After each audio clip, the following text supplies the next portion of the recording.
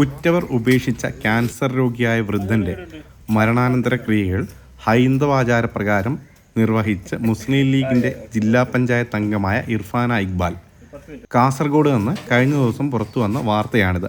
Asianet news അടക്കമുള്ള പ്രധാന ദൃശ്യമാധ്യമങ്ങളാണ് ഈ വാർത്ത പുറത്തുവിട്ടത്. എന്നാൽ പിന്നീടാണ് ഇതിന് പിന്നിലെ വസ്തുത പുറത്തു വന്നത്. ഉറ്റവരില്ലാതെ മരിച്ച മീഞ്ച പഞ്ചായത്തിലെ നാരായണൻ എന്നയാളുടെ മൃതദേഹം യഥാർത്ഥത്തിൽ സംസ്കരിച്ചത് സേവാഭാരതി പ്രവർത്തകരാണ്. അതേസമയം സംസ്കാര ചടങ്ങുകൾ നടക്കുമ്പോൾ എത്തിയ ജില്ലാ പഞ്ചായത്ത് അംഗം ഇർഫാന ഇക്ബാൽ താനും ഒരു വിറക് കഷ്ണം വെച്ചോട്ടെ എന്ന് അധികൃതരോട് ചോദിച്ചു. സേവാഭാരതി പ്രവർത്തകർ വെച്ചോളാനും പറഞ്ഞു. ഇതിൻ്റെ ഫോട്ടോ എടുത്താണ് ഇവരാണ് സംസ്കാര ചടങ്ങുകൾ പൂർണ്ണമായും നടത്തിയതെന്ന രീതിയിൽ പ്രചരിപ്പിക്കുകയായിരുന്നു. കാസർഗോഡ് നിന്ന് ഒരു മതേതര കേരള സ്റ്റോറി എന്ന രീതിയിൽ വലിയ തോതിൽ വാർത്തയ്ക്ക് പ്രചാരം കിട്ടി. RSS പ്രവർത്തകനായിരുന്ന ആളുടെ മരണാനന്തര ക്രിയ നടത്തിയത് ലീഗുകാരിയായ വനിത എന്നുള്ളതായിരുന്നു ഹൈലൈറ്റ്.